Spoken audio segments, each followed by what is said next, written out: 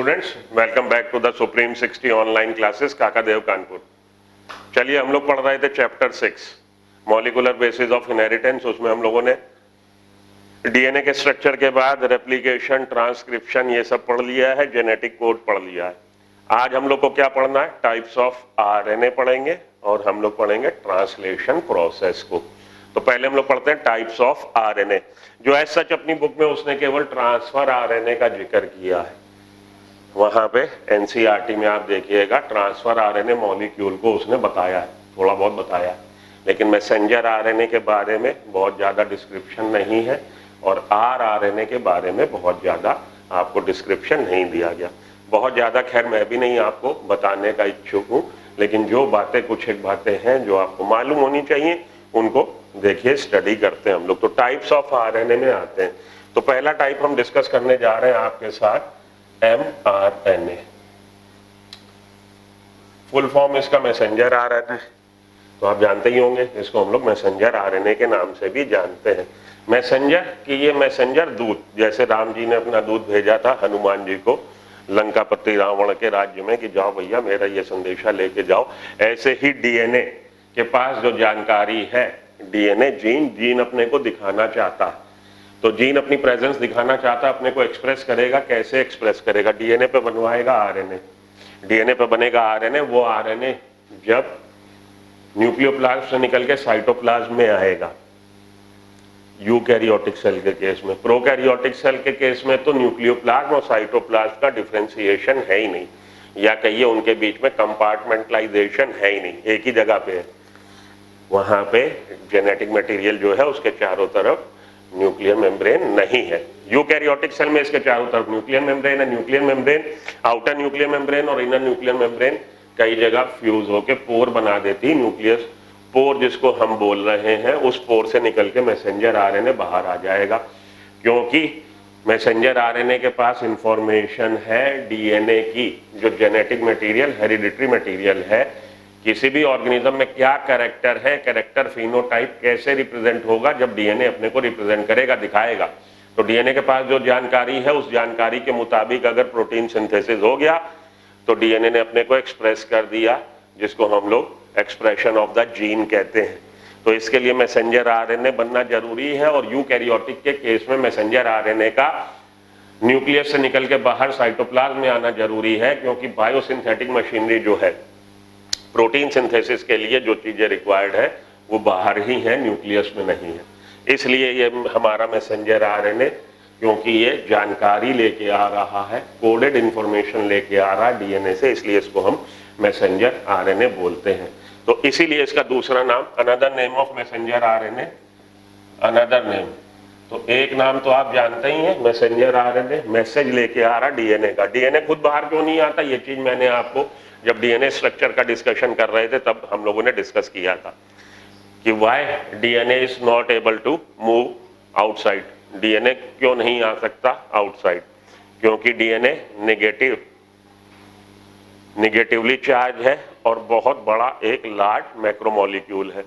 Negatively charge होने की वजह से, बहुत बड़ा मॉलिक्यूल होने की वजह से, साथ के साथ हाइड्रोफिलिक नेचर होने की वजह से it can't move outside the nuclear membrane. Nuclear membrane से बाहर नहीं आ सकता। तो इसने क्या किया, अपनी जानकारी लिख दी कोडेड भाषा में और मैसेंजर आरएनए को बाहर भेज दिया कि जाओ तुम मेरे जानकारी के हिसाब से प्रोटीन बनवा लो। तो अनदर नेम इसका मैसेंजर आरएनए का, वो हम लोग बोलते हैं इंफॉर्मेटिव आरएनए। इंफॉर्मेशन लेके आ रहा, informative RNA, another name for messenger RNA. ये मैसेंजर आरएनए टोटल आरएनए का, किसी भी सेल में जितना आरएनए है उसका कितने प्रतिशत भाग ये रिप्रेजेंट कर रहा। तो दूसरे शब्दों में हम बोले तो 2 to 5% ये बना रहा है, 2 to 5% इसका कंट्रीब्यूशन है आरएनए में। तो किसी भी सेल में जो आरएनए मिल रहे हैं उसका 2 to 5% मैसेंजर आरएनए कंट्रीब्यूट कर रहा है। कंसिस्ट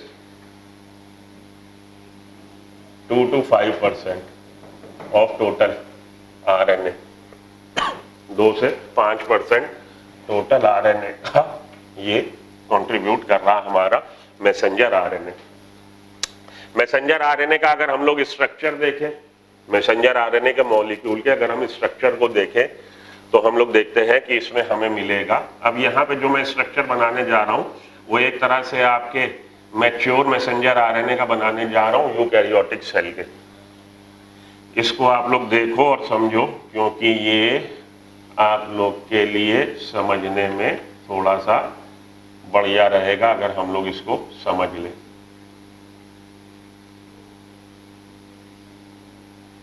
इसको भी मैं ऐसे ना बना के ऐसे बना देता हूं, आप लोग के लिए ठीक हो जाएगा समझना। 5th prime and 3rd prime and, 5th prime and 3rd prime and में यहाँ पे क्या लगा हुआ है, कैप।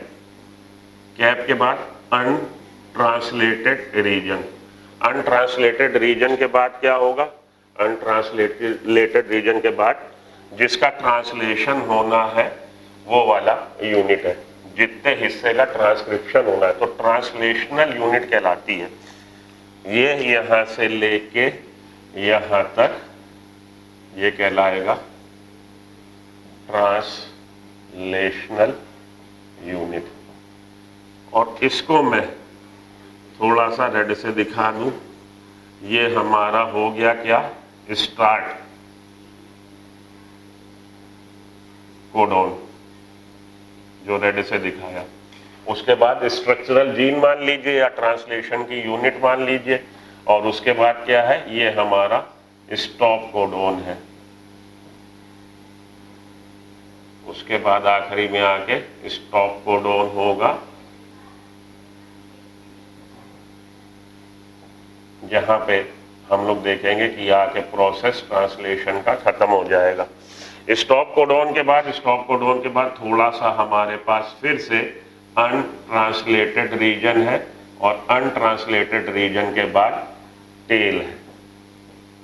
तो कैपिंग और टेलिंग और प्रोसेसिंग ये सब हम लोगों ने पढ़ा था। कहीं किसी बुक में आप देखेंगे उसने ये वाले हिस्से को ऐसे दिखा दिया, कोई फर्क नहीं है, उससे कंफ्यूज ना होइएगा। बात वही है कि थोड़ा सा हिस्सा ये अनट्रांसलेटेड रीजन है जिनका ट्रांसलेशन नहीं होगा, स्टार्ट कोडॉन। उसके बाद हमारा स्ट्रक्चरल जीन अगर है, स्ट्रक्चरल जीन नहीं है तो वो हिस्सा जितने हिस्से की ट्रांसलेशन होनी है, और आखिरी में आके स्टॉप कोडॉन। स्टॉप कोडॉन के बाद फिर से अनट्रांसलेटेड रीजन, थोड़ा सा स्ट्रेच आरएनए का ऐसा जिसका कि ट्रांसलेशन नहीं होना है, और आखिरी में आके 3rd प्राइम एंड पे टेल है। 5th प्राइम एंड पे कैप है। कैप किसकी बनी होती है ये हम लोग डिस्कस कर चुके जब हम लोगों ने हेट्रोजीनस HN न्यूक्लियस आरएनए बनवाया था और उसका प्रोसेसिंग, कैपिंग, टेलिंग देखी थी। कैपिंग और टेलिंग और स्प्लाइसिंग देखी थी। स्प्लाइसिंग में इंट्रॉन्स रिमूव कर दिए गए थे, एक्सॉन्स जोड़ दिए गए थे। एंजाइम कौन सा था, स्प्लाइजियोसोम था। तो 5th प्राइम एंड पे हमारा क्या है, 5th प्राइम एंड पे हमारा मिथाइल गुआनोसिन ट्राइफॉस्फेट है जो कैप बना रहा है। उसके बाद अनट्रांसलेटेड थोड़ा सा स्ट्रेच है आरएनए का जो अनट्रांसलेटेड रीजन कहलाता है। उसके बाद हमारा स्टार्ट कोडॉन होगा AUG जो बेसिकली कोड कर रहा है मिथ्योनिन के लिए। उसके बाद हमारी ट्रांसलेशनल यूनिट है जिसका ट्रांसलेशन होना है। आखिरी में आके स्टॉप कोडॉन। स्टॉप कोडॉन हमारे 3 युग, युगा, युवा, मैंने आपको रटने का तरीका बता दिया था, UAG, UGA, UAA। अंबर, ओपल, ओचर, तो ये भी अंबर, ओपल, ओचर भी आपको ओचर, ओकरे भी कुछ लोग प्रोनाउंस कहते हैं, आपको OCHRE ओकर, ओकर कोई, ओचर कोई बोलता है, आपको अंबर, ओपल, ओचर, युग, युगा, युवा से रट लेना है। स्टॉप कोडॉन, स्टॉप कोडॉन पे आके ये प्रोसेस टर्मिनेट हो जाएगा ट्रांसलेशन, उसके बाद टेल। तो ये स्ट्रक्चर है अपना मैसेंजर आरएनए का। आपको क्या याद रखना है कि अनदर नेम इसका इंफॉर्मेटिव आरएनए है। 2 to 5% ये कंट्रीब्यूट कर रहा है टोटल आरएनए का सेल के।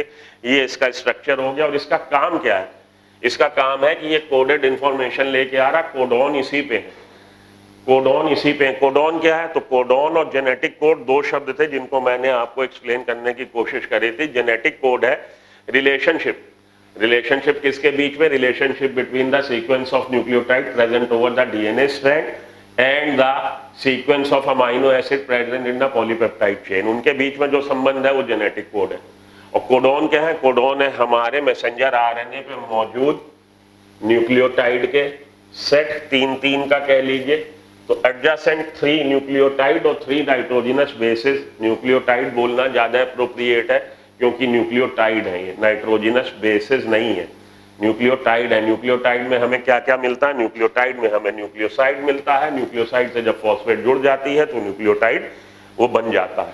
न्यूक्लियोसाइड किससे बना है? न्यूक्लियोसाइड हमारा पेंटोज शुगर, और पेंटोज शुगर के साथ जब नाइट्रोजिनस बेस जुड़ जाता है तब वो कहलाता है न्यूक्लियोसाइड। अब पेंटोज शुगर और न्यूक्लियोसाइड, पेंटोज शुगर और नाइट्रोजिनस बेस मिलकर न्यूक्लियोसाइड बना रहे हैं, उससे जब फॉस्फेट ग्रुप अटैच हुआ है तो वो न्यूक्लियोटाइड बना है।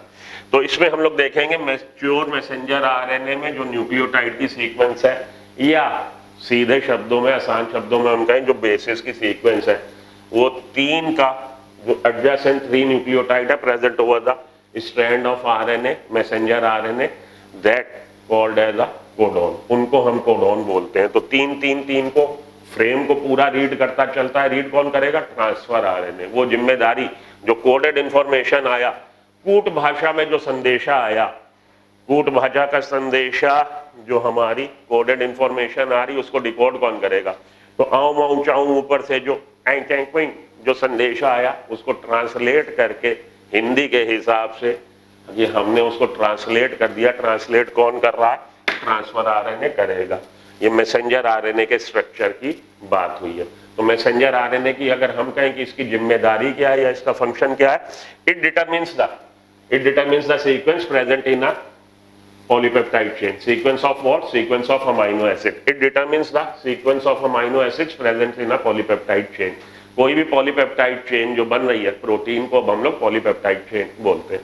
कोई भी पॉलीपेप्टाइड चेन जो बन रही है जिसमें अमाइनो एसिड एक दूसरे से जुड़ रहे हैं वाया पेप्टाइड बॉन्ड फॉर्मेशन, तो उसमें पहले नंबर पे हमारा हो जाएगा भाई, सबसे पहले तो मिथ्योनिन ही आएगा, स्टार्ट वही करेगा। उसके बाद आर्जिनिन, ग्लाइसिन, ल्यूसिन, आइसोल्यूसिन जो लग रहे हैं 1 2 3 4, वो क्रम को निर्धारित कौन कर रहा है? वो क्रम को निर्धारित कर रहा है मैसेंजर आरएनए पे प्रेजेंस जो हमारे न्यूक्लियोटाइड की सीक्वेंस है या नाइट्रोजिनस बेस की जो सीक्वेंस है वही निर्धारित कर रहा है। तो इसको जिम्मेदारी क्या दे रखी है?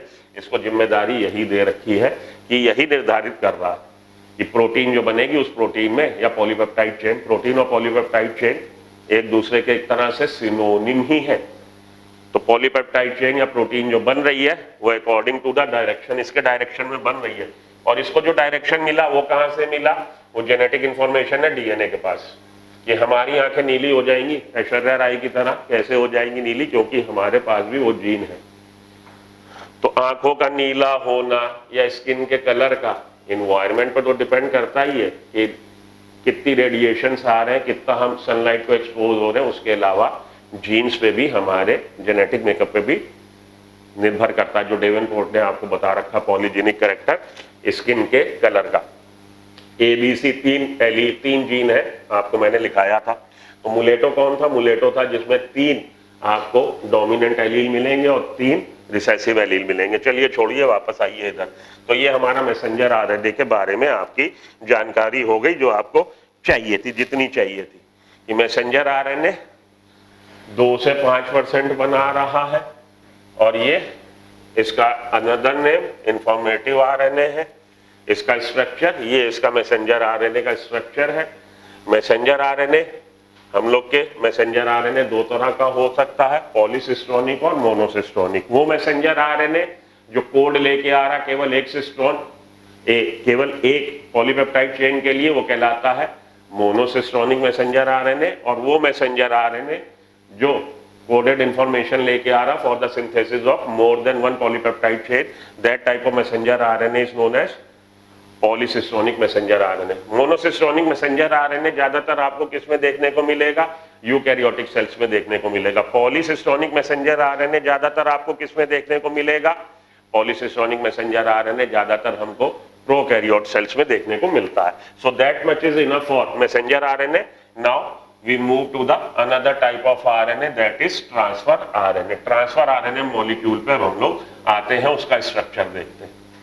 तो ये था हमारा मैसेंजर आरएनए। अब हम लोग आते हैं टीआरएनए, ट्रांसफर आरएनए के बारे में थोड़ी सी जानकारी कर ली जाए। ठीक है, कर लेते हैं भाई। आप जानकारी करना चाहते हो तो कोई दिक्कत नहीं है।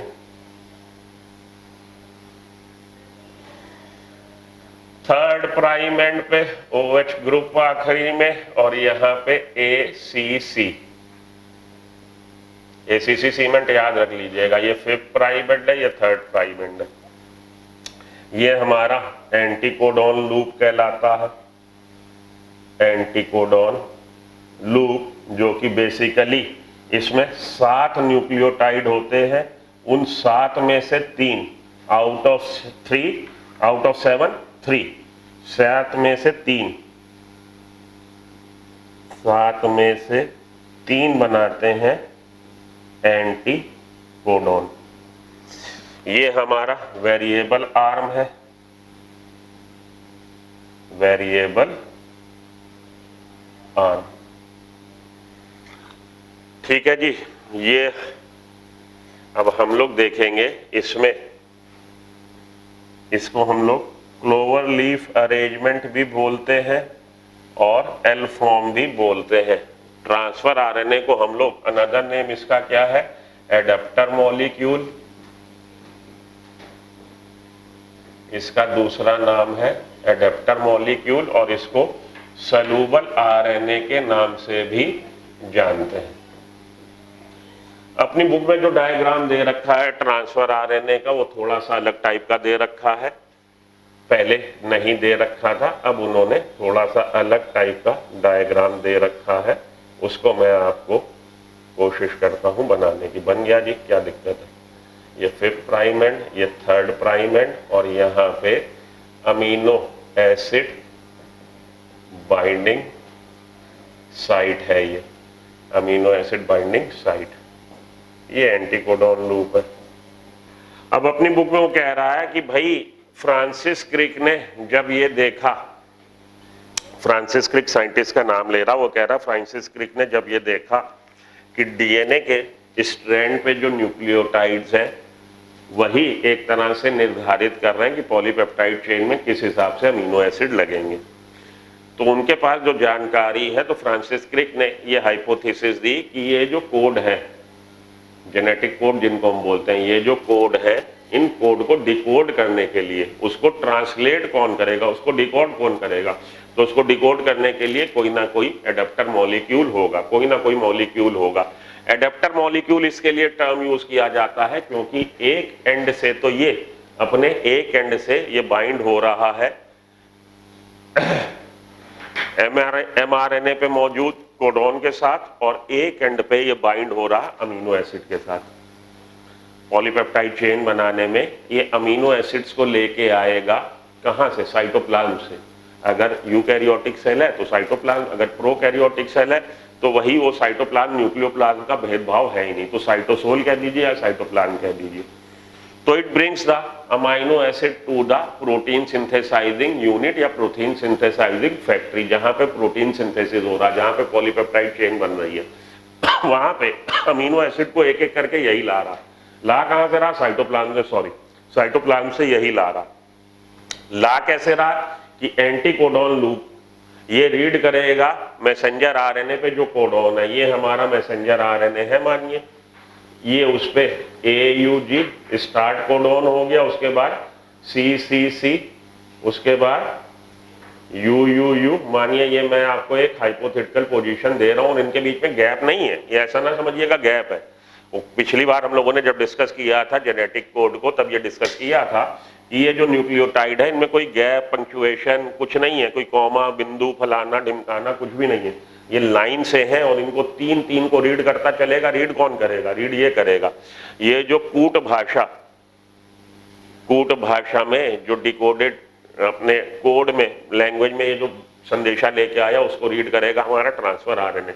रीड करने का तरीका है ये एंटीकोडॉन लूप। एंटीकोडॉन लूप की सहायता से, यहाँ पे एंटीकोडॉन है, 3 न्यूक्लियोटाइड बेसिस है जो यहाँ पे मौजूद कोडॉन से, उनसे आके कॉम्प्लीमेंट्री बेस पेयरिंग करेंगे फॉर टाइमिंग, ट्रांजिट तौर पे थोड़ी देर के लिए इससे कॉम्प्लीमेंट्री बेस पेयरिंग करेंगे। कॉम्प्लीमेंट्री बेस पेयरिंग क्या होती है, तो चारगाफ ने जो बता दिया था डबल स्ट्रैंड डीएनए के बारे में, उन्होंने बोला था कि ये कॉम्प्लीमेंट्री बेस पेयरिंग करता है। कॉम्प्लीमेंट्री बेस पेयरिंग का मतलब है एडेनिन हमेशा थाइमिन के साथ बेस पेयरिंग करेगा, ग्वानिन हमेशा साइटोसिन के साथ बेस पेयरिंग करेगा, जिसको हम लोग कॉम्प्लीमेंट्री बेस पेयरिंग बोलते हैं।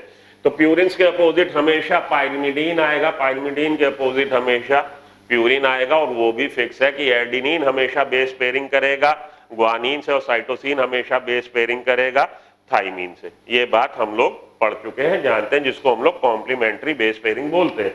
तो यहां पे जो आपके भाई ये भी किससे बना है, राइबोन्यूक्लियोटाइड से बना है। इसमें जो होता है ये स्मॉलेस्ट आरएनए है, स्मॉलेस्ट आरएनए कौन सा हमारा, ट्रांसफर आरएनए। ट्रांसफर आरएनए हमारा स्मॉलेस्ट आरएनए है। Transfer RNA near about 15% contribute करता है सेल आरएनए का। तो 2 to 5% है हमारा मैसेंजर आरएनए, 10 to 15% है हमारा ट्रांसफर आरएनए, और 80 to 85% है हमारा आरआरएनए। इसका अगर ब्रेकअप हम लोग देखें कि किसी सेल में मौजूद आरएनए का, उसमें कितने तरह के आरएनए और किसका कितना कंट्रीब्यूशन, तो ट्रांसफर आरएनए का कंट्रीब्यूशन नियर अबाउट 15% है। और इसमें जो नंबर ऑफ न्यूक्लियोटाइड है वो 73 to 93 नंबर ऑफ न्यूक्लियोटाइड होते हैं। तो ये बातें आपकी जो थोड़ा सा चल रहा था स्मॉलेस्ट आरएनए के बाद, अगला है कॉन्ट्रीब्यूट्स अबाउट या constitutes about 15% of the total RNA of the cell. उसके बाद it is made up of 73 to 93 number of nucleotide. इसमें न्यूक्लियोटाइड के नंबर 73 to 93 है, ठीक है। उसके बाद आपने क्या याद रखना, it is also known by the name of soluble RNA, और it is also known by the name of adapter molecule. Adapter molecule मैंने आपको एक बार एक पहले लेक्चर में बताया था। एडेप्टर कोई ऐसी डिवाइस होती है जो बिल्कुल दो अलग अलग तरह की डिवाइसेस को कनेक्ट कर दे। तो मानिए आपका मोबाइल है और एक आपका इलेक्ट्रिक प्लग है या इलेक्ट्रिक सॉकेट है, तो मोबाइल और इलेक्ट्रिक सॉकेट देखिए दोनों अलग अलग चीजें हैं। या आप अगर मानिए घर पे कोई वीडियो गेम खेल रहे हैं, तो वीडियो गेम और टीवी के बीच में क्या आपको चाहिए, एडेप्टर चाहिए जो वीडियो गेम और टीवी को कनेक्ट कर दे। इसी तरह से मोबाइल आप उसमें डायरेक्ट नहीं लगा सकते, उसमें क्या चाहिए आपको, एडेप्टर चाहिए जो दो इस तरह की डिवाइसेस जो बिल्कुल अलग है उनको जोड़ दे।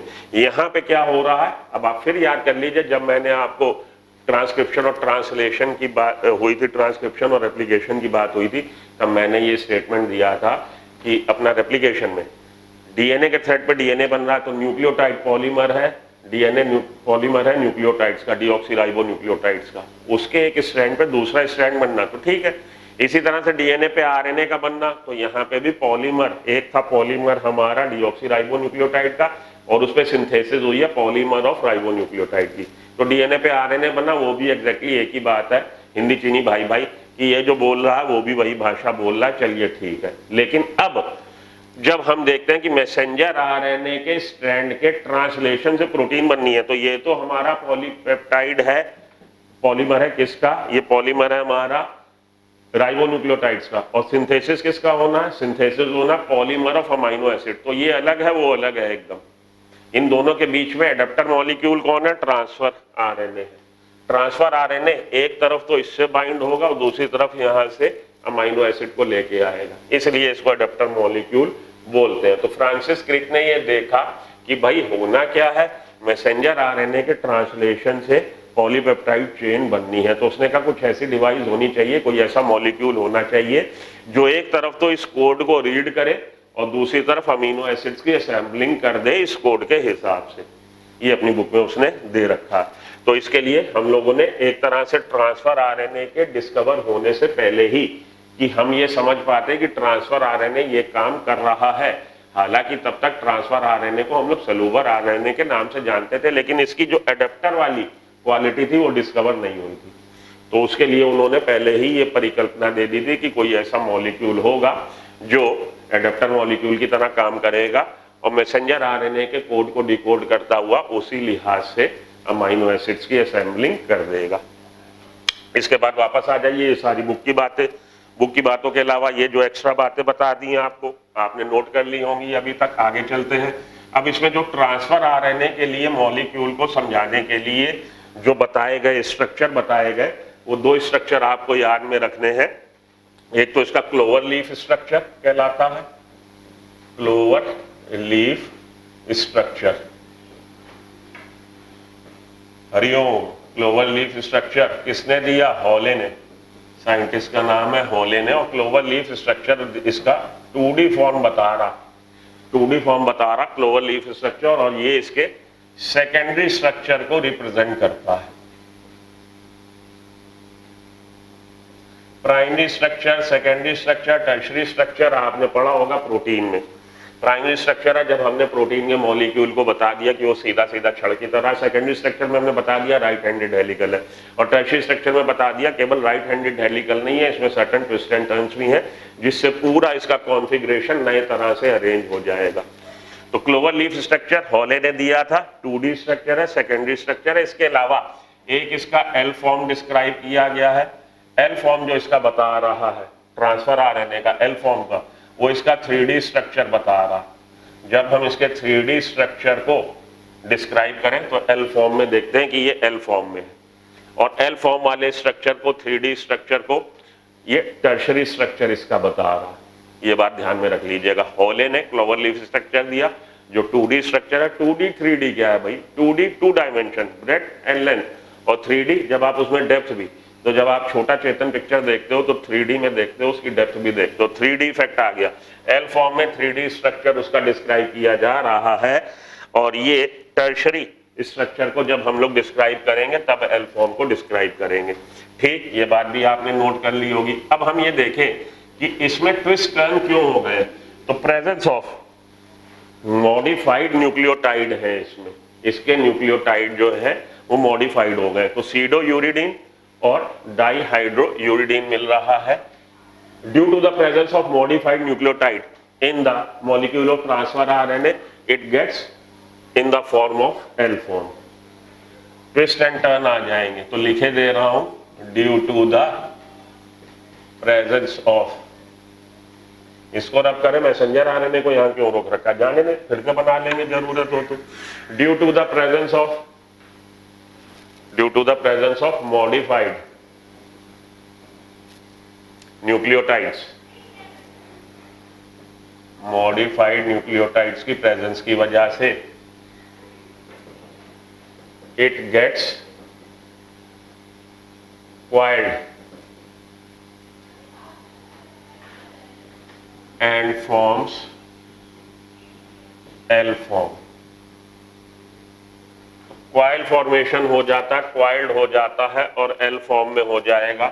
वो हमारे मॉडिफाइड न्यूक्लियोटाइड क्या है, कई बार आपसे पूछ लिए जाते हैं, तो उनके नाम pseudo uridine and die hydro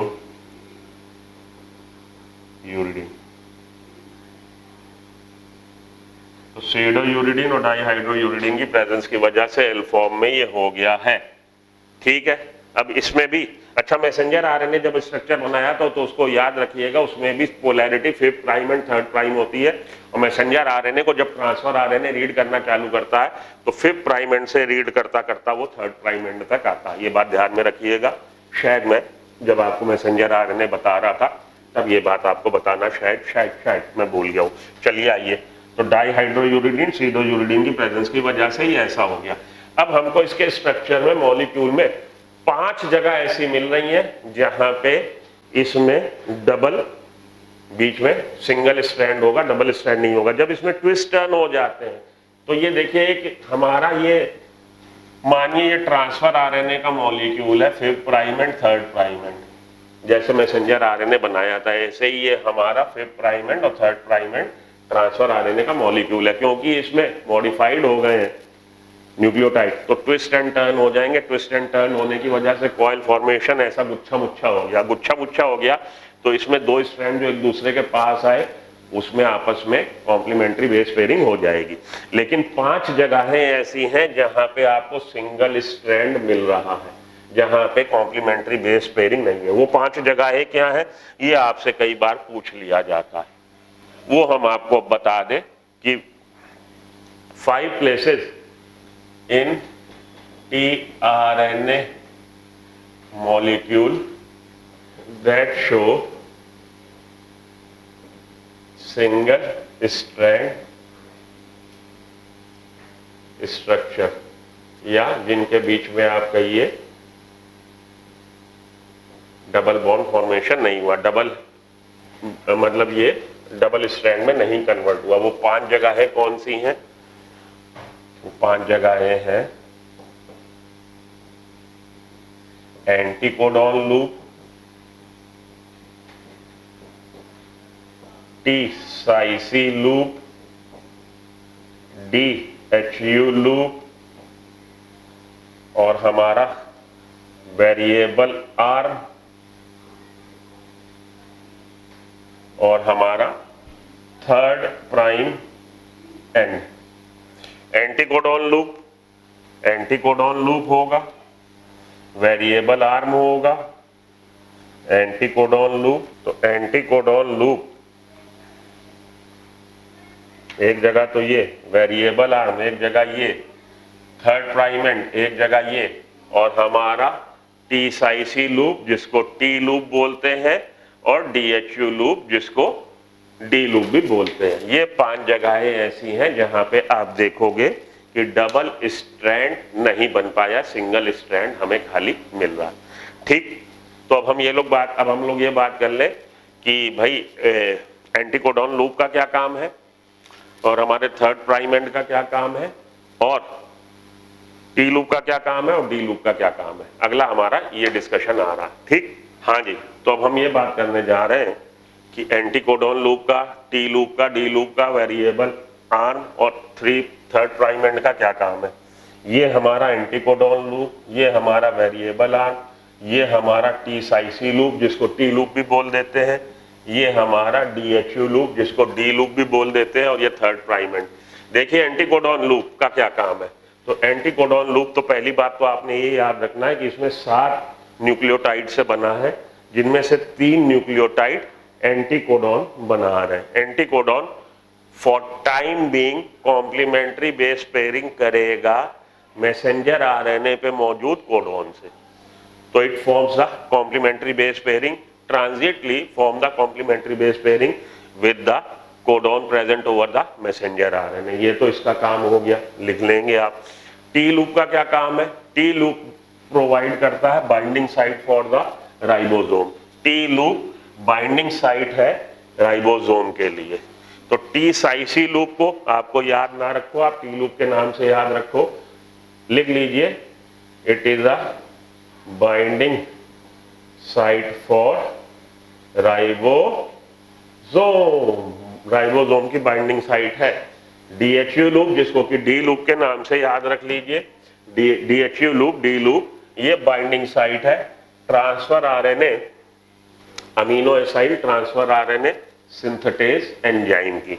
it is the binding site for the amino acid transfer RNA synthetase enzyme. Amino acid transfer RNA, amino acid, उधर देखो, amino acid transfer RNA synthetase enzyme. Amino acid transfer RNA synthetase enzyme की binding site है। Variable arm as such इसका कोई जिक्र नहीं। Third prime end, third prime is the, it is the mounting site या binding site of किसके, amino acid के, corresponding amino acid. Corresponding amino acid मतलब जो मैसेंजर आरएनए पे कोडोन है, उस कोडोन के हिसाब से कौन सा अमाइनो एसिड लेके आना है, उसको रीड कौन कर रहा है, ये एंटीकोडॉन लूप। और अगर मानिए, सपोज मान लो, मानने में क्या जा रहा, अगर ये हमारा AUG जो हमारा स्टार्ट कोडोन था, मैसेंजर आरएनए पे स्टार्ट कोडोन AUG जो मिथियोनिन के लिए कोड है, तो इस पे एंटीकोडॉन लूप पे क्या क्या होगा, यहाँ पे होना चाहिए A के अपोजिट U के अपोजिट A, G के अपोजिट C, UAC। और यहाँ पे कौन सा अमाइनो एसिड बाइंड होगा, यहाँ पे अमाइनो एसिड बाइंड होगा मिथियोनिन, मिथियोनिन को लेके आएगा ये। क्लियर। तो ये नीचे हमने स्ट्रैंड किसका बनाया, मैसेंजर आरएनए का। अब दूसरा एक ले लीजिए, ये तो मिथियोनिन वाला आप समझ गए। ठीक, आगे चलिए। ये मान लीजिए यहाँ पे मैसेंजर आरएनए के दूसरे, तीसरे, चौथे, पांचवें, छठे, किसी पे भी यहाँ पे मानिए GUG है, तो इसके एंटीकोडॉन लूप पे क्या होगा, CAC। और GUG किसके लिए कोड है, किसके लिए कोड है भाई, विलीन के लिए। तो यहाँ पे अब ये कौन सा अमीनो एसिड लेके आएगा, वेलिन लेके आएगा। ठीक है, अब आप समझ गए कोडॉन का एंटीकोडॉन वाला फंडा समझ गए। और अमीनो एसिड बाइंड कहाँ से होता है, ये थर्ड प्राइम एंड से बाइंड होता है। अमीनो एसिड अगर आपको याद हो सब्स्टिट्यूटेड मीथेन है, सब्स्टिट्यूटेड मीथेन में अगर आपको स्ट्रक्चर ध्यान हो, तो मुझे उम्मीद नहीं है आपको ध्यान हो, है ध्यान तो बहुत अच्छी बात है। बताओ कौन सा था बच्चा, बोलो बच्चा। ये रब कर दे भाई, ये नोट कर ही लिया होगा। तो हम अमीनो एसिड का स्ट्रक्चर बनाएं और आपको ये बताएं कि अमीनो एसिड में कैसे वो अटैच है।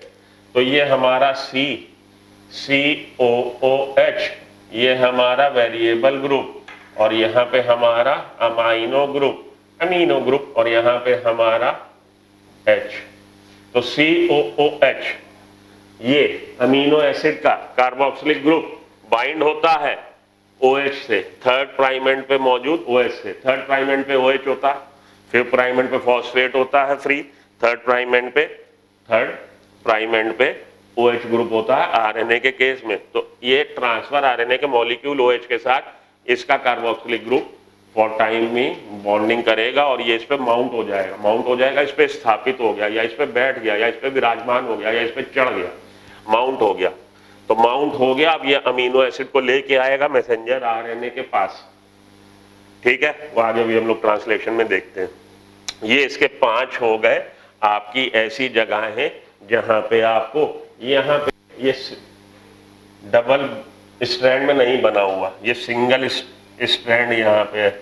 ये भी 5 जगहें ऐसी हैं, 3 4 7 हो गए। और देखिए 1 2 3 4 5, यही पूछा जाता है आपसे, अगर थोड़ा सा वो आगे बढ़ के पूछ लेगा आपसे, जो आपकी बुक में नहीं दे रखा। अब ये अमीनो एसिड्स जो है ये हमारे ट्रांसफर आरएनए, ये जो ट्रांसफर आरएनए है ये किसी सेल के अंदर नियर अबाउट 100 टाइप्स के होते हैं। Transfer RNA, near about 100 types of transfer RNA present inside a cell. एक सेल में लगभग 100 तरह के ट्रांसफर आरएनए होते हैं जो बेसिकली कोड लेके आ रहे हैं या पकड़ के ला रहे हैं। कितने तरह के अमीनो एसिड, 20 अमीनो एसिड हमें चाहिए प्रोटीन सिंथेसिस में। 20 different types of amino acids taking part in the formation of a polypeptide chain. तो उन 20 अमीनो एसिड्स के लिए कोड कितने हैं, 64। उन 64 में से 3 कितने हैं, 3 हमारे हैं स्टॉप कोडॉन, युग युगा युवा, UAG युग, युगा UGA और युवा UAA। युग युगा युवा उसमें से 64 में से 3 ऐसे हैं जो स्टॉप है, 61 ऐसे हैं जो कोड लेके आ रहे हैं 20 अमीनो एसिड्स के लिए। तो एक अमीनो एसिड्स के लिए देखा गया है कि नियर अबाउट 2 to 6 कोडॉन हो सकते हैं। केवल 2 अमीनो एसिड्स ऐसे हैं जो मैंने आपको लास्ट टाइम बताया था, केवल 2 अमीनो एसिड्स ऐसे हैं जो हमारे मतलब ये केवल उनके लिए एक ही एक है कोडॉन। कौन कौन से हैं, लास्ट टाइम बताया था, लास्ट लेक्चर में देखिएगा, बार बार बताने की नहीं होती। चलिए बता देता हूं, और वो 2 है हमारे मेथियोनिन और ट्रिप्टोफान। मेथियोनिन और ट्रिप्टोफान 2 अमीनो एसिड्स ऐसे हैं जो बेसिकली केवल एक एक उनके लिए कोडॉन है। बाकी ये 20 तरह के अमीनो एसिड्स के लिए देयर अबाउट 100 हमारे पास ट्रांसफर आरएनए है। उसमें से एक ट्रांसफर आरएनए ऐसा है जिसको हम इनिशिएशन ट्रांसफर आरएनए बोलते हैं। वो ट्रांसफर आरएनए जिसका कि अभी मैंने यहाँ पे बनाया था कि मानिए जो हमारा स्टार्ट कोडॉन है AUG, तो उस वाले ट्रांसफर आरएनए पे क्या होगा, A के अपोजिट U आएगा, U के अपोजिट A आएगा, G के अपोजिट C आएगा, UAC। जो मिथियोनिन को लेके आ रहा है, उसको हम उस वाले ट्रांसफर आरएनए को हम इनिशिएटर ट्रांसफर आरएनए बोलते हैं, क्योंकि वो इनिशिएट करता है, शुरुआत करता है ट्रांसलेशन के प्रोसेस की, और सबसे पहले वो मिथियोनिन को लेके आता है। ठीक है, तो आपके ट्रांसफर आरएनए के बारे में इतनी जानकारी बहुत काफी है। हो गई बात सारी की सारी कि कैसे ये माउंट हो रहा है, कैसे ये लेके आ रहा, कितनी तरह का है, सलूबल मॉलिक्यूल है, कितने % इसकी हिस्सेदारी है, 15% हिस्सेदारी, 73 से 93 न्यूक्लियोटाइड इसमें हो सकते हैं। 5 जगहें ऐसी हैं जहां पे डबल स्ट्रैंड फॉर्मेशन नहीं होगा, नहीं तो ट्विस्ट एंड टर्न होने की वजह से ट्विस्ट एंड टर्न क्यों हो गया है? क्योंकि इसमें मॉडिफाइड न्यूक्लियोटाइड है। मॉडिफाइड न्यूक्लियोटाइड होने की वजह से ट्विस्ट एंड टर्न हो गया है, और ये 2D फॉर्म या 3D फॉर्म में भी मिल रहा है। 2D फॉर्म को हम लोग होले के द्वारा दिया गया, साइंटिस्ट होले के द्वारा दिया गया स्ट्रक्चर बोलते हैं, क्लोवर लीफ स्ट्रक्चर बोलते हैं।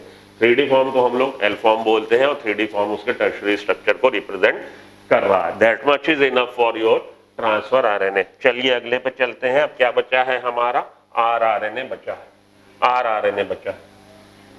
अब हम लोग 2 आरएनए का जिक्र हो गया, मैसेंजर आरएनए और हमारा ट्रांसफर आरएनए। अब तीसरे आरएनए को पढ़ लेते हैं हम लोग, आरआरएनए। ओके, ये चलता चला आएगा। तो उधर से एक एक करके आ रहे हैं, पेप्टाइड चेन उठ के ट्रांसफर हो रही है, जा रही है बगल में, और इधर से ई साइड से जो खाली होता चला जा रहा, निकलता चला जा रहा है। ये है ट्रांसलेशन का प्रोसेस। तो ट्रांसलेशन के प्रोसेस में 2 सब यूनिट है, लार्जर सब यूनिट और स्मॉलर सब यूनिट राइबोसोम की। वो दोनों केवल ट्रांसलेशन के समय आपस में असेंबल होती हैं, जिसको हम लोग एसोसिएशन कहते हैं। और इसकी एसोसिएशन होने के लिए मैग्नीशियम आयन की प्रेजेंस मस्ट है। मैग्नीशियम आयन की प्रेजेंस अगर नहीं होगी तो ये राइबोसोम की असेंबली नहीं हो पाएगी, तो ट्रांसलेशन नहीं हो पाएगा। राइबोसोम की असेंबली होने के लिए मैग्नीशियम आयन की प्रेजेंस मस्ट है। राइबोसोम जुड़ते तभी हैं, फंक्शनल तभी होते हैं जब जुड़ते हैं, और जुड़ेंगे तभी जब ट्रांसलेशन करना होगा। ट्रांसलेशन खत्म कहाँ होगा? आखिरी में आके यहाँ पे, जहाँ पे स्टॉप कोडॉन होगा। वो स्टॉप कोडॉन युग युगा युवा में से कुछ भी हुआ, तो मानिए ये आखिरी में आके यहाँ तक आते आते जब वो आखिरी में आया युग, तो उसके अपोजिट युग को रीड करता कोई भी ट्रांसफर आरएनए नहीं है। तो ट्रांसफर आरएनए ना आके यहाँ पे रिलीजिंग फैक्टर प्रोटीन यूनिट आ जाती, रिलीजिंग फैक्टर आ जाएगा, तो ये पेप्टाइल चेन जो उछल उछल के आगे जा रही थी वो टर्मिनेट हो जाएगी। आगे अमीनो एसिड नहीं है, पेप्टाइड चेन अलग, हमारा ट्रांसफर आरएनए अलग, बड़ी यूनिट अलग, इस छोटी यूनिट अलग, सब चीजें डिसमेंटल हो जाएंगी, पॉलीपेप्टाइड चेन बन जाएगी। आखिरी में जब स्टॉप कोडॉन आ जाएगा, वहां पे जाके प्रोसेस खत्म हो जाएगा। आ रही बात समझ में? तो आपके लिए क्या याद में रखना है कि शुरुआत कैसे हुई? मैसेंजर आरएनए जैसे ही बाहर आया, मैसेंजर आरएनए के साथ बाउंड हुई, छोटी यूनिट बाउंड होते ही इनिशिएटर ट्रांसफर आरएनए लेके आ जाएगा एयूजी के अपोजिट मिथ्योनिन। जैसे ही वो इसके साथ base pairing, complementary base pairing करेगा, लार्जर सब यूनिट आके स्मॉलर सब यूनिट में माउंट हो जाएगी। वो इस तरह से माउंट होती है कि ये वाला जो पहले वाला transfer RNA, initiator transfer RNA, वो किस साइड पे होगा? पी साइड पे। ए साइड खाली होगी। अब ए साइड से सेकंड ट्रांसफर आरएनए, जो सेकंड कोडॉन है, यहाँ पे हमने हाइपोथेटिकल ले लिया था यू, वो सेकंड वाले अमीनो एसिड को लेके आएगा। जब दोनों एक दूसरे के क्लोज प्रॉक्सिमिटी में आए, उनके बीच में पेप्टाइड बॉन्ड फॉर्मेशन हुआ। पेप्टाइड बॉन्ड फॉर्मेशन होते ही राइबोसोम सरक जाएगा आगे। सरकते ही ये जो ई साइट अभी खाली थी, ये ई साइट इस वाली साइट पे आ जाएगी, पी वाली जगह पे। तो पी वाली जगह पे वो वाला है अमीनो एसिड ट्रांसफर आरएनए जिसपे 2 है। ये वाला जो खाली हो गया वो ई साइड पे आ गया, ई साइड से निकल जाएगा। पी साइड यहाँ पे आ गई है जिसपे ये 2 है, और ए साइड खाली हो गई। ए साइड से फिर तीसरा आ जाएगा। इस तरह से ये आगे के आगे चलता चला जाता। एनर्जी पूरे प्रोसेस को कौन दे रहा? Charge transfer RNA, charge amino acid. Charge amino acid कैसे? जो कि अभी मैंने आपको बताया, amino acid plus ATP plus enzyme. Enzyme कौन सा? Amino acid transfer RNA syntheses. तो उसने क्या बना दिया? उसने बना दिया amino acyl adenylate enzyme complex. अगले स्टेप में amino acyl adenylate enzyme complex plus transfer RNA. तो ट्रांसफर आरएनए पे अमीनो एसिड माउंट हो गया, जिसको हम लोग चार्जिंग ऑफ ट्रांसफर आरएनए या चार्जिंग ऑफ अमीनो एसिड बोलते हैं। अमीनो एसिड चार्ज हो गया, ट्रांसफर आरएनए पे माउंट हो गया। तो ट्रांसफर आरएनए आपकी बुक में जो बना रखा है उसने, मैंने आपको थोड़ा अलग टाइप का बना के दिखाया। बुक में उसने इस तरह सा बना के आपको दिखाया। तो ये स्ट्रक्चर, ये एंटीकोडॉन लूप, और यहाँ पे वो अमीनो एसिड को माउंट दिखाई दिए दे रहा। एंटीकोडॉन लूप जो है वो कॉम्प्लीमेंट्री बेस पेयरिंग करता है मैसेंजर आरएनए के कोडॉन से। मैसेंजर आरएनए पे अगर AUG है, अब ये मैसेंजर आरएनए देखिए, यहाँ पे अगर AUG है तो इससे आके कौन बेस पेयरिंग करेगा? UAC। और UAC किसको लेके आएगा? मिथ्योनिन को। उसके बाद मानिए फिर हमारा UUU है, या CCC है या AAA है, भाई हाइपोथेटिकल लेने और वही लेने जिनके आपको ध्यान है। ये वाला फिनाइलएलानिन के लिए, ये वाला प्रोलीन के लिए, ये वाला लाइसिन के लिए, ये वाला ग्लाइसिन के लिए। तो अब जो लेके अमीनो एसिड आ रहा है, जो ट्रांसफर RNA आ रहा है, उस पे UUU के अपोजिट AAA एंटीकोडॉन लूप होगा और यहाँ पे किस वाले अमीनो एसिड को लेके आएगा, UUU वाला फिनाइलएलानिन के लिए। इसीलिए CCC वाला तो यहाँ पे कौन सा होगा, GGG एंटीकोडॉन लूप पे, और किसको लेके आएगा, प्रोलीन के लिए। इस तरह से ये जब एक दूसरे के पास आते हैं, ये अमीनो एसिड उठ के इधर आ जाता, ये दो हो जाएंगे, ये खाली हो गया, ये खाली इस साइड से निकल जाएगा, उधर से फिर आया, वो दोनों एक दूसरे के पास आए, ये दोनों उठ के उस पे चले जाएंगे, अगले वाले पे 3 हो जाएंगे, ये खाली हो जाएगा, खाली वाला इस साइड से निकल जाएगा। तो राइबोसोम सरकता सरकता सरकता सरकता आगे चलता चला जाएगा और अंत में आके जहाँ पे स्टॉप कोडॉन आ गया, वहां पे, क्योंकि स्टॉप कोडॉन को रीड करता ट्रांसफर RNA नहीं है, ऊपर से ट्रांसफर RNA किसी भी अमीनो एसिड को लेके नहीं आएगा, तो यहाँ पे आखिरी में आके मानिए ये हमारा स्टॉप कोडॉन है UAG, तो यहाँ पे आके एक रिलीजिंग फैक्टर लग जाता है, प्रोटीन है रिलीजिंग फैक्टर, तब ये इधर को पॉलीपेप्टाइड चेन इधर शिफ्ट नहीं होती, सारी चीजें अलग अलग हो जाएंगी। ये हमारा ट्रांसलेशन का प्रोसेस है। ठीक है जी, आपको क्या क्या याद रखना है कि A साइट पे क्या है, A साइट अराइवल साइट है, बड़े राइबोसोम में 3 साइट है, E साइट, P साइट और A साइट। E साइट है एग्जिट साइट, जहां से फ्री ट्रांसफर RNA बाहर निकलते रहेंगे, P साइट है पेप्टाइड चेन को होल्ड करने की, और A से अराइवल साइट। छोटी यूनिट जुड़ती है, राइबोसोम की छोटी यूनिट मैसेंजर RNA से जुड़ती है। कैप और टेल का क्या काम है, कैप का काम है कि ये हेल्प करता है राइबोसोम के साथ मैसेंजर RNA जुड़ने। टेल क्या करता है, टेल इसके साइटोप्लाज्म में जो भी एंजाइम है, एंजाइम इसको डिसइंटीग्रेट ना कर दे, डिटोरिएट ना कर दे। तो टेल एक तरह से मैसेंजर RNA का संरक्षण करता है, मैसेंजर RNA की long life, longevity of life के लिए काम करता है। ये थी हमारी कैपिंग, टेलिंग वगैरह उससे भी रिलेटेड बातें और आपके ट्रांसलेशन प्रोसेस से रिलेटेड बातें। तो ट्रांसलेशन में एनर्जी कौन दे रहा है, चार्ज अमाइनो एसिड दे रहा है। ATP के 2 बॉन्ड टूटे थे, ATP adenosine triphosphate, adenosine monophosphate, 2 bond टूटे, वो 2 बॉन्ड ने उसको इतनी एनर्जी दे दी है कि पेप्टाइड बॉन्ड फॉर्मेशन होता रहे और प्रोटीन सिंथेसिस होती रहे। तो आपके लिए जानना इतना ही ट्रांसलेशन में काफी है। स्मॉलर यूनिट, लार्जर यूनिट, और दोनों माउंट तब हुई जब ट्रांसलेशन होना है, असेंबली तब हुई, असेंबली में आपके लिए मैग्नीशियम आयन की प्रेजेंस मस्ट है। मैग्नीशियम आयन प्रेजेंस अगर नहीं होंगे सफिशिएंट अमाउंट में, तो ये इनकी माउंटिंग या इनका असेंबली नहीं होगी। ये था हमारा ट्रांसलेशन का प्रोसेस, जिसमें कि स्टार्ट कोडॉन जो है AUG है और स्टॉप कोडॉन हमारे 3 युगा U है। स्टार्ट कोडॉन को रीड करता जो ट्रांसफर RNA है, वो इनिशिएटर ट्रांसफर RNA कहलाता है। यही सारी बातें आपको ध्यान में रखनी है। So that much is enough for your translation process. अगले लेक्चर में हम लोग जीन एक्सप्रेशन और जीन एक्सप्रेशन के कंट्रोल मैकेनिज्म को डिस्क्राइब करेंगे, उसको देखेंगे। ठीक है जी। कुछ एक चीज मेरे दिमाग में खटका हो रहा है कि कहीं कोई चीज मिस हो रही है, मैं बताना चाहता हूँ आपको, लेकिन वो क्या चीज है प्रोसेस में जो रह गई है।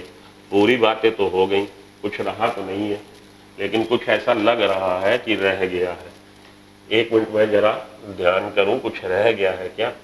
नहीं, कुछ नहीं रह गया। दोनों यूनिट की बात हो गई, दोनों यूनिट की विशेषताओं की बात हो गई है, प्रोसेस की बात हो गई है, हर चीज की बात हो गई है, ट्रांसफर RNA की बात हो गई, सारी बातें तो हो गई।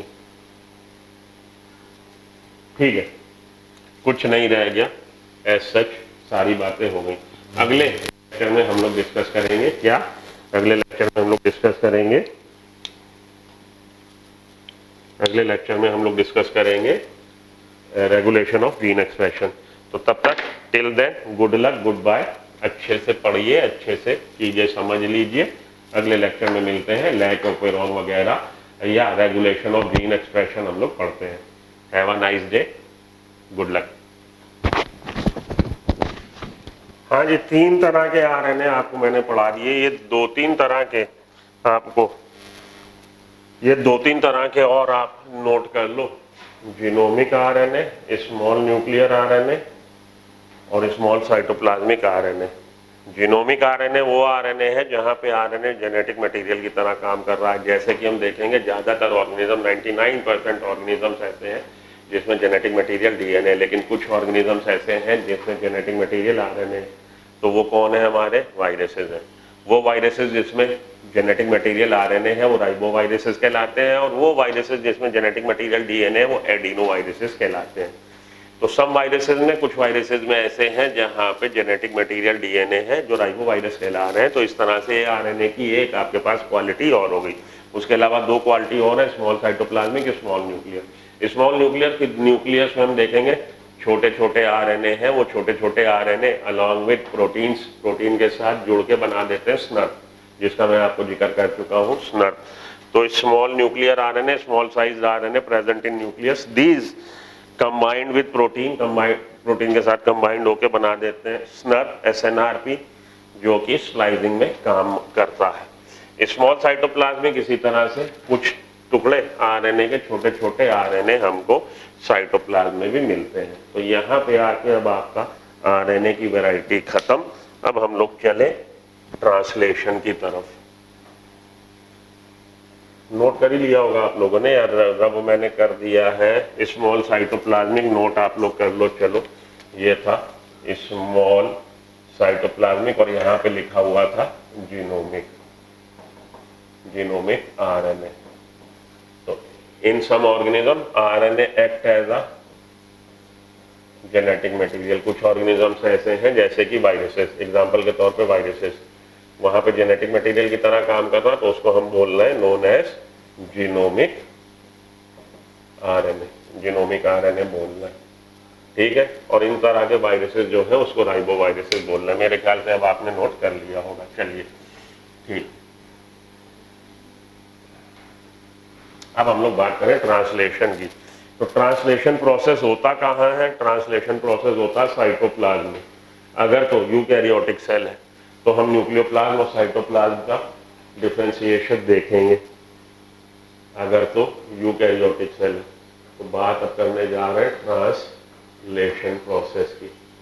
ट्रांसलेशन, ट्रांसलेशन किसका करना है? जो हमारे पास कोडेड इंफॉर्मेशन आई है, कूट भाषा में आई, कोडेड इंफॉर्मेशन आई, उस इंफॉर्मेशन के हिसाब से हमें प्रोटीन चेन बनानी है, पॉलीपेप्टाइड चेन बनानी है।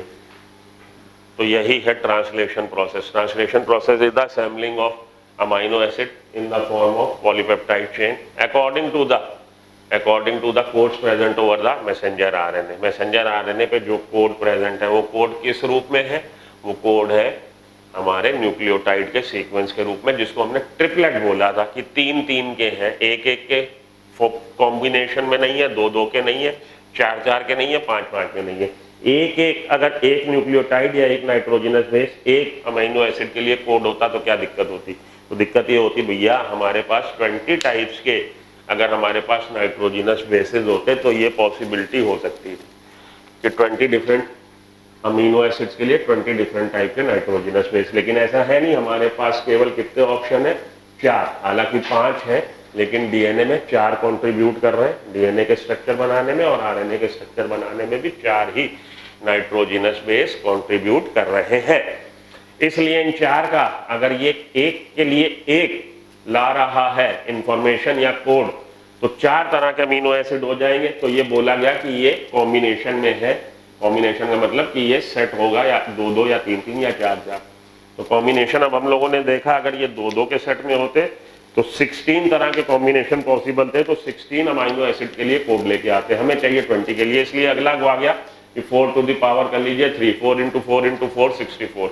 तो ये हम लोगों ने लास्ट या उससे पहले वाले एक बार हम लोगों ने वो जॉर्ज गैमो वाला सारा करके और इसके पूरा बनने के बाद हम लोगों ने वो चेकर बोर्ड टाइप का देख लिया था, जिसमें 64 में से 61 ऐसे हैं जो कोड ला रहे हैं अमीनो एसिड के लिए, 3 ऐसे हैं जो स्टॉप कोड होंगे। तो आपसे मैंने कुछ कहे थे कि आप याद रख लीजिएगा ताकि आपको आसानी रहे। वो याद आपने कौन कौन से रखने थे? यू यू यू मैंने कहा था, सी सी सी, ए कहा था, जी जी जी कहा था। इन 4 के अलावा आपको ए यू जी स्टार्ट 5वां, उसके बाद 3 हमारे युग, युगा, युवा मैंने कहा था, याद रख लीजिए। उसके बाद मैंने कहा था आप याद रख लीजिए अपना जी ए जी और जी यू जी वाला, ताकि ये आपके सिकल सेल एनीमिया में काम आता है। तो ये वाला किसके लिए था? फिनाइल एलानीन के लिए, फिनाइल एलानीन के लिए। ये वाला था प्रोलीन के लिए, ये वाला लाइसीन, ये वाला glycine, AUG methionine, GAG glutamine और GUG वेलिन। ये आप मैंने कहा था याद रख लीजिए, आपसे पूछा जाएगा तो यही पूछा जाएगा, ये वाला हमारा मिथियोनिन के लिए। ठीक है जी, ठीक है ना। और GUG हमारा, GUG भी आपको याद रखना है। GUG तो लिख ही दिया है वेलिन के लिए। You CAG, you CAG, you CAG, you CAG, you CAG, ये हम लोग इस तरह से इसको लिखते हैं, यू कैग और यू कैग। तो इधर आ जाएगा UGG, ठीक है। और हमारा UGG हो जाएगा ट्रिप्टोफान के लिए। ये भी आपको याद में रखना है, क्योंकि केवल एक ही होता है। ट्रिप्टोफान के लिए एक ही है और हमारे मिथियोनिन के लिए एक ही है। ये आप याद रख लीजिएगा, आपको काम आएगा। तो कोडेड इंफॉर्मेशन लेके आ रहे हैं कौन? मैसेंजर आरएनए पे मौजूद बेस सीक्वेंसेस या न्यूक्लियोटाइड की सीक्वेंसेस, वो है इंफॉर्मेशन। उसके हिसाब से अरेंज होनी है, पॉलीपेप्टाइड चेन बननी है। तो ये प्रोसेस कैसे होता है उसी को हम लोग पढ़ने जा रहे हैं। तो ट्रांसलेशन के लिए अपनी बुक में उसने दे रखा है, ट्रांसलेशन की पहले तो उसने डेफिनेशन दे रखी है कि ट्रांसलेशन क्या है। ट्रांसलेशन इज द क्या है? Process of synthesis of polypeptide chain according to the code present over the messenger RNA. Messenger RNA पे जो हमारे न्यूक्लियोटाइड्स हैं, डीऑक्सी राइबो न्यूक्लियोटाइड्स हैं, जो पॉलीमर है जो राइबो न्यूक्लियोटाइड्स का, उसके हिसाब से पॉलीपेप्टाइड चेन का बनना वही निर्धारित कर रहा है। मैसेंजर आरएनए के न्यूक्लियोटाइड ही निर्धारित कर रहे हैं कि पॉलीपेप्टाइड चेन जो बनेगी उसमें पहले नंबर पे कौन सा अमीनो एसिड, दूसरे पे कौन सा, तीसरे पे कौन सा, चौथे पे कौन सा, पांचवें पे कौन सा। तो ये जो पॉलीपेप्टाइड चेन बन रही है, एक अमीनो एसिड से दूसरा जुड़ रहा है। जब ये दोनों एक दूसरे के क्लोज प्रॉक्सिमिटी में बहुत पास पास आ जाते हैं तो इनके बीच में पेप्टाइड बॉन्ड फॉर्मेशन होता है, जो कि एनर्जी कंज्यूमिंग प्रोसेस है। तो एनर्जी हमें पुट करनी है जब पेप्टाइड बॉन्ड बनना है। इसका मतलब है कि पहले हम उनको खिला पिला के तगड़ा कर दे, मतलब उनको चार्ज कर दे। जो अपनी बुक में बोला है कि फर्स्ट स्टेप क्या है? चार्जिंग ऑफ अमीनो एसिड्स है। अमीनो एसिड्स को चार्ज कर दिया जाता है। ये दो चार्ज अमीनो एसिड जब एक दूसरे के क्लोज प्रॉक्सिमिटी में, एक दूसरे के बिल्कुल निकट संबंधी, एक दूसरे के पास आते हैं, तब ये एक दूसरे से पेप्टाइड बॉन्ड फॉर्मेशन करते हैं। और इस तरह से डाइपेप्टाइड, डाइपेप्टाइड से ट्राई, ट्राई से पॉलीपेप्टाइड चेन का फॉर्मेशन होता है। ठीक, समझ में आ गई बात? चलिए अब हम लोग देख लें प्रोसेस क्या है। मैसेंजर आरएनए जब बाहर आएगा, कहां से? देखिए यूकैरियोटिक सेल समझ के मैं डिस्क्रिप्शन दे रहा हूं। मैसेंजर आरएनए जब बाहर आया, कैपिंग और टेलिंग होने के बाद जब वो साइटोप्लाज्म में आया, मैच्योर मैसेंजर आरएनए, ये हमारा मैच्योर मैसेंजर आरएनए है और इस पे ये हमारे न्यूक्लियोटाइड्स अरेंज हैं। इसी हिसाब से न्यूक्लियोटाइड्स के हिसाब से ही अब पॉलीपेप्टाइड चेन बननी है। तो ये मान लीजिए ये अनट्रांसलेटेड रीजन है, जो हमने बताया था अनट्रांसलेटेड रीजन होता। ये हमारा स्टार्ट कोडॉन है AUG, AUG। ठीक, तो उधर से आएगा क्या? उधर से आएगा ट्रांसफर आरएनए जो लेके आ रहा मिथियोनिन को। ट्रांसलेशन अब इसको मैं रब कर देता हूं, हेडिंग डल चुकी है। ये मिथियोनिन को लेके आ रहा, 3rd प्राइम एंड है, ये 5th प्राइम एंड है। ये एंटीकोडॉन है। एंटीकोडॉन पे यहाँ पे क्या होगा? यहाँ पे A के अपोजिट आएगा U, 5th prime end, third prime end. तो थर्ड प्राइम एंड पे इसके अपोजिट आएगा third prime end, U A C, U A C. और इस पे कौन सा माउंट है? मिथियोनिन। तो जब ये बाहर आया मैसेंजर आरएनए और उसके पहले वाले स्टार्ट कोडॉन से आके लगेगा इनिशिएटर ट्रांसफर आरएनए और वो लेके आ रहा मिथियोनिन को, मिथियोनिन को लेके आएगा और इसके साथ for time being base pairing करेगा, कॉम्प्लीमेंट्री बेस पेयरिंग। अब जब इसके साथ ये कॉम्प्लीमेंट्री बेस पेयरिंग कर ली, तब ये जो हमारा मैसेंजर आरएनए है, इससे जब ये इससे transfer RNA complementary base pairing करने आ रहा है, तब तक इस मैसेंजर आरएनए के साथ छोटी यूनिट हमारी राइबोसोम की अटैच हो चुकी है। The smaller unit of the ribosome get attach with the messenger RNA and the initiator transfer RNA brings the start हमारा पहला first amino acids methionine according to the start codon. Start codon की language को read करता हुआ methionine को लेके आ रहा। जब वो इसके साथ आके इसके साथ कॉम्प्लीमेंट्री बेस पेयरिंग कर लेगा, तब इस पे लार्जर सब यूनिट माउंट हो जाएगी मैसेंजर आरएनए की, तब इस पे लार्जर सब यूनिट माउंट हो जाएगी राइबोसोम की। फिर से समझिए, थोड़ा सा यहाँ पे स्टेटमेंट थोड़ा सा गड़बड़ हुआ, फिर से मैं रिवाइज करता हूँ। भाई मैसेंजर आरएनए जो नया नया बना यूकैरियोटिक सेल में, उसकी कैपिंग टेलिंग हुई, प्रोसेसिंग हो गई, वो जैसे ही न्यूक्लियोप्लाज्म से निकल के साइटोप्लाज्म में आया है, सबसे पहले वो स्मॉलर यूनिट राइबोसोम के साथ अटैच हो जाएगा। Smaller unit of ribosome get attach with the mature messenger RNA. अब इस मैच्योर मैसेंजर आरएनए का स्ट्रक्चर अभी हम लोगों ने देखा था, 5th प्राइम एंड पे कैप थी, कैप के बाद अनट्रांसलेटेड रीजन थोड़ा सा था, उसके बाद स्टार्ट कोडॉन था। स्टार्ट कोडॉन एयूजी, एयूजी के अपोजिट क्या आना? मिथियोनिन आना। स्टार्ट कोडॉन को रीड करने वाला जो ट्रांसफर आरएनए है वो इनिशिएटर ट्रांसफर आरएनए कहलाएगा। यहाँ पे 5th प्राइम एंड पे एयूजी, तो इधर ए के अपोजिट 5th प्राइम एंड के अपोजिट जो आएगा 3rd प्राइम एंड लगेगा 5th प्राइम एंड के अपोजिट। 5th प्राइम एंड के अपोजिट मतलब पलट के ये आएगा इधर, ये ऐसा बना दिया है मैंने, इधर 5th प्राइम एंड है, ये 3rd, इसको सीधा कर लीजिए आप, इधर 3rd एंड और इधर 5th एंड। तो 3rd एंड पे ये देखिए इसके जो यहाँ पे आएगा, ए के अपोजिट यू आएगा, यू के अपोजिट ए आएगा, जी के अपोजिट सी आएगा। कॉम्प्लीमेंट्री बेस पेयरिंग ये करेंगे। तो ए यू जी को रीड किया, मिथियोनिन को लेके आ रहा, जब ये आके इससे माउंट हुआ, अब ये अभी ये मानिए हवा में है, लेके आ रहा साइटोप्लाज्म से, हवा में साइटोप्लाज्म से लेके आ रहा। फिर से मैं एक बार बना देता हूँ, अब इस बार मैं इसको, ताकि आप लोग को कंफ्यूजन ना हो, इस बार मैं इसको इधर से बना देता हूँ, क्योंकि इसमें आपको वोबल हाइपोथेसिस भी मैंने समझानी है। वोबल हाइपोथेसिस आप कभी समझोगे, ये थर्ड एंड हमने इधर कर दिया। भाई कोई चीज ऐसे थी, उसको आप ऐसे पलट लीजिए, ठीक है, ऐसे थी ऐसे पलट दिया गया। तो पहले हम स्ट्रक्चर ऐसे बना रहे थे, अब हमने स्ट्रक्चर ऐसे बना दिया है, 3rd एंड इधर कर दिया, क्योंकि जब ये कॉम्प्लीमेंट्री बेस पेयरिंग करेंगे तो दोनों स्ट्रैंड की पोलैरिटी एंटी पैरेलल होनी चाहिए ना। इसके 5th एंड इधर दिखाया, 3rd एंड इधर दिखाया, इसको खींच के आप सीधा कर लीजिए। तो 3rd एंड इधर होना चाहिए और 5th एंड इधर होना चाहिए। आई बात समझ में? तो इसीलिए अब ये मैंने इसको ऐसे बना दिया, यहाँ पे क्या है? मिथियोनिन।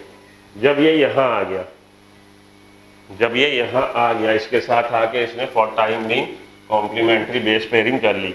तो ए यू जी, ए के अपोजिट आना चाहिए यू, यू के अपोजिट आना चाहिए ए सी। अब वो इस पे आके, जब इसके साथ इसने आके कॉम्प्लीमेंट्री बेस पेयरिंग कर ली है, तो ये मिथियोनिन को लेके चला आया है। ठीक, अब समझ में आ गई बात? ये 3rd प्राइम एंड और ये 5th प्राइम एंड, मिथियोनिन ये लेके आए। अब जब ये इस पे आके कॉम्प्लीमेंट्री इसने बेस पेयरिंग कर ली, तब लार्जर यूनिट, राइबोसोम की लार्जर यूनिट इस पे माउंट हो जाएगी। माउंट हो जाएगी मतलब अभी आपको बताया कि उस पर चढ़ बैठेगी, या कहीं स्टैब्लिश हो जाएगी, या उस पर स्थापित हो जाएगी, उसके ऊपर माउंट हो गई। अब ये राइबोसोम की कंप्लीट हो गया स्ट्रक्चर। ठीक है, अब राइबोसोम की अपनी बुक में बोल रहा है कि 2 साइट होती हैं राइबोसोम में, बोल रहा है स्मॉलर लार्जर यूनिट में कंटेन्स 2 साइट।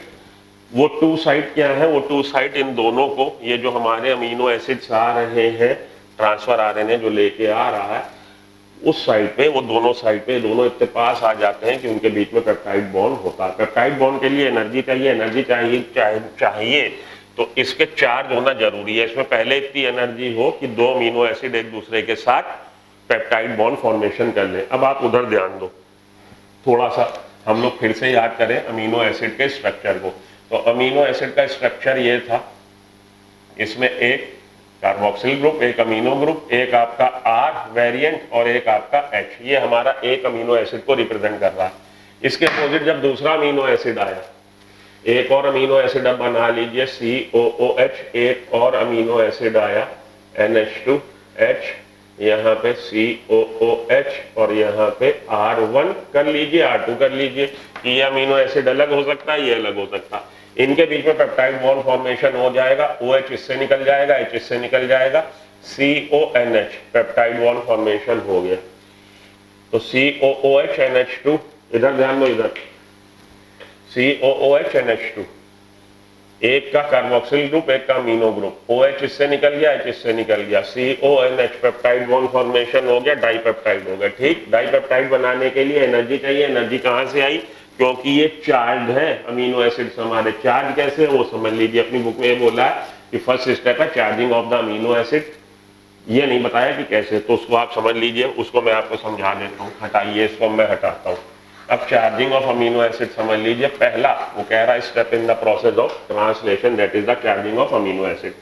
तो अमीनो एसिड का चार्जिंग कैसे होती है, amino acid plus ATP plus enzyme. Enzyme कौन सा है, amino acid transfer RNA synthetase, that enzyme is amino acyl transfer RNA synthetase, amino acyl transfer RNA synthetase, amino acyl tRNA synthetase, ये enzyme है। ये amino acid plus ATP plus E क्या बन गया, बन गया जी हमारा amino acyl adenylate enzyme complex plus amino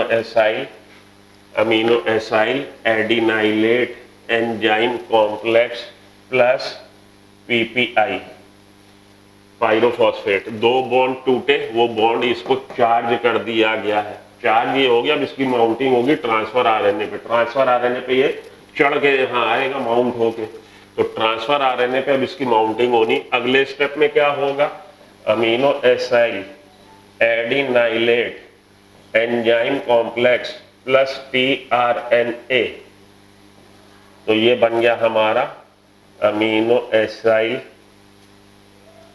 transfer RNA complex plus enzyme अलग प्लस AMP अलग।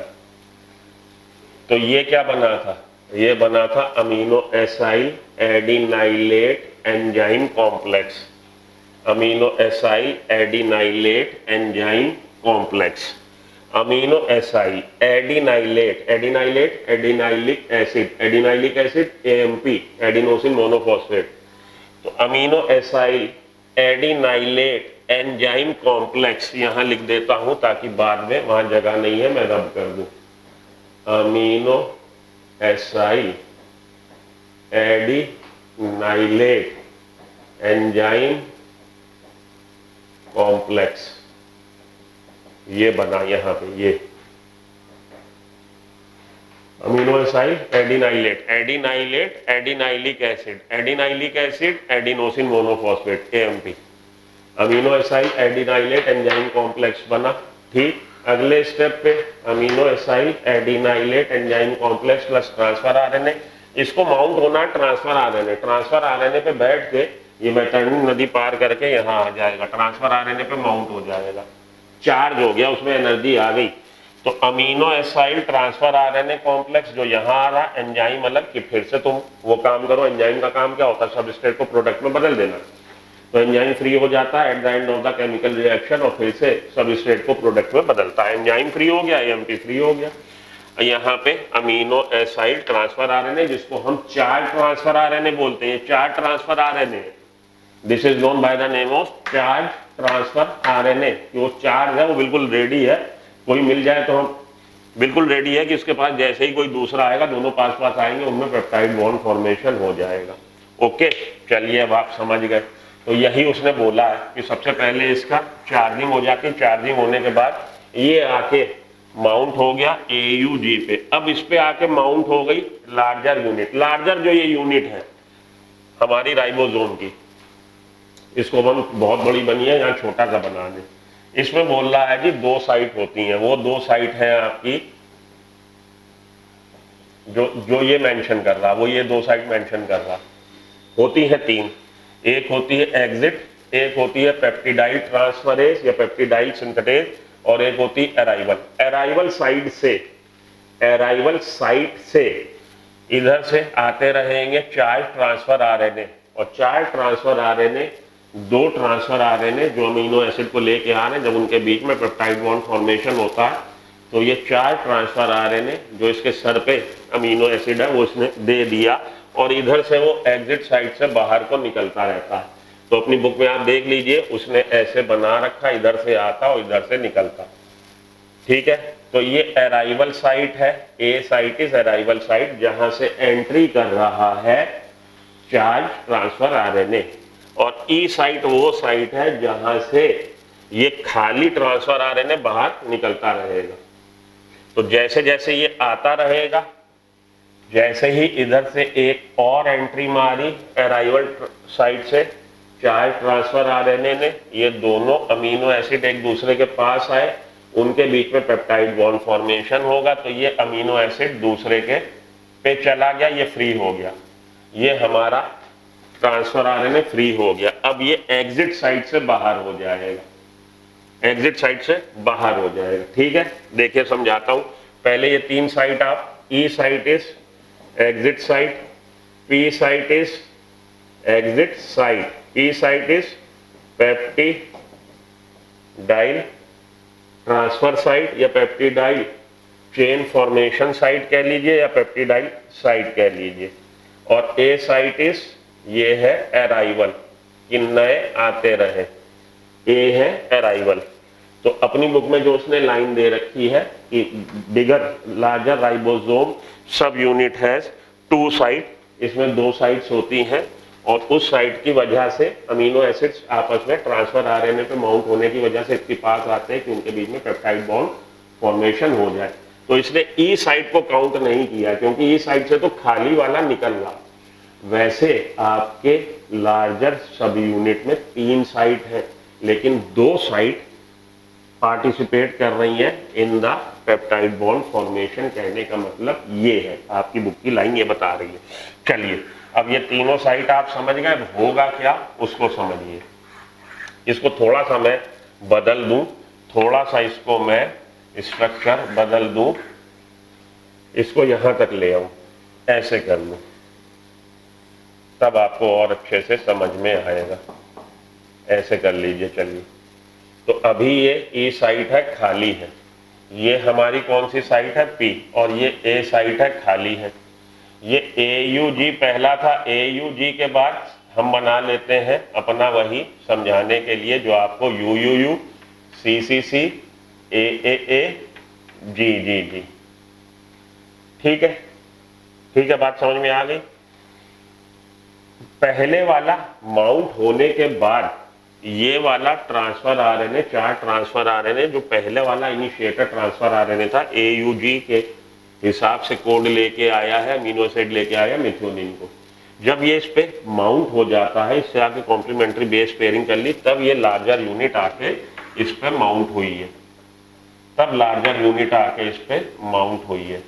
ठीक है, लार्जर यूनिट माउंट होने पे, लार्जर यूनिट इस तरह से माउंट होती है, ध्यान दीजिएगा, लार्जर यूनिट छोटी यूनिट पे इस तरह से माउंट होती है कि ये वाला स्ट्रक्चर जो है इनिशिएटर ट्रांसफर आरएनए, वो इसकी पी साइट पे होता है। ए साइट खाली है, ई साइट खाली है। अब ए साइड से एंट्री मारेगा दूसरे वाला amino acid C C U U U U U के लिए कौन सा था, यू यू यू के लिए हमने बोला था फिनाइल एनालिन। तो अब दूसरा जो ट्रांसफर आरएनए आ रहा है, charge transfer RNA, charge amino acid को लेके जो ट्रांसफर आरएनए आ रहा सेकंड नंबर वाला यू यू यू के हिसाब से, जो वो किसको लेके आ रहा, वो फिनाइल एनालिन को लेके आ रहा। देखिए इधर ध्यान दीजिए, तो ये आपका हो गया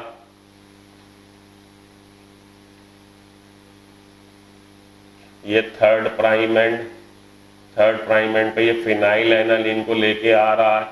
तो यू यू यू के अपोजिट ए ये लेके आ रहा, फिनाइल एनालिन को लेके आ रहा, और आके यहाँ पे जैसे ही ये इसके साथ माउंट होगा, बेस पेयरिंग करेगा, ये अमीनो एसिड और ये दोनों के इतने पास आ जाएंगे कि ये अमीनो एसिड उठ के यहाँ आ जाएगा और ये पेप्टाइड बॉन्ड फॉर्मेशन कर लेगा। अब ये तो खाली हो गया, इसने अपना इधर दे दिया, मिथियोनिन इधर आ गया, पहला अमीनो एसिड। ये दूसरा अमीनो एसिड है फिनाइल एनालिन, मिथियोनिन उठ के इधर आ गया और इनके बीच में पेप्टाइड बॉन्ड, ये यहाँ तक आ गया, समझ लीजिए इसके साथ पेप्टाइड बॉन्ड फॉर्मेशन हो गया इनके बीच में, ये वाला खाली हो गया। अब ये पूरी की पूरी यूनिट आगे सरक जाएगी, तो इसको आगे सरका लीजिए ऐसे।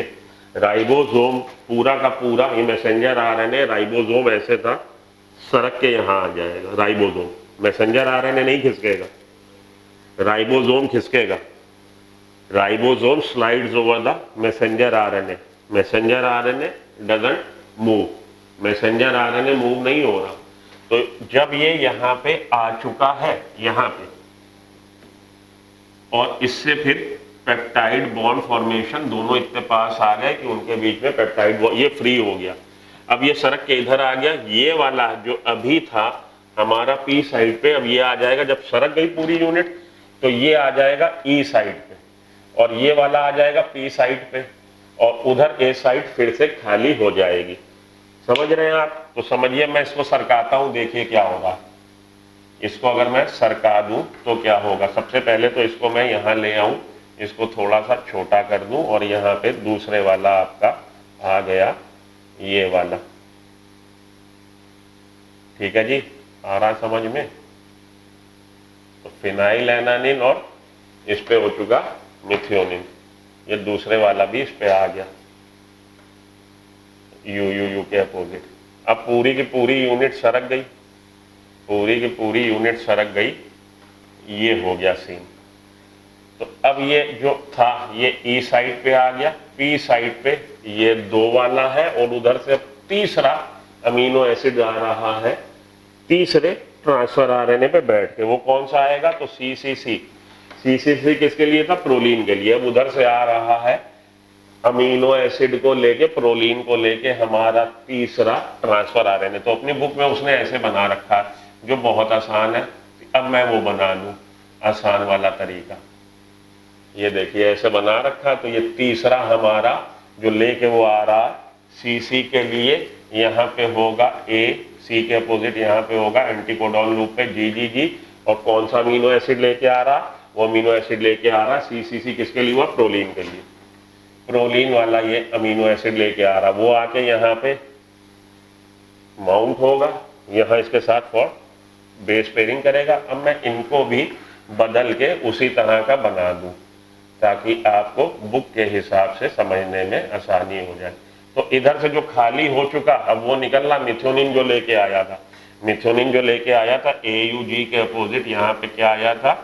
UAC। वो मिथियोनिन वाला अब ई साइड से निकल रहा।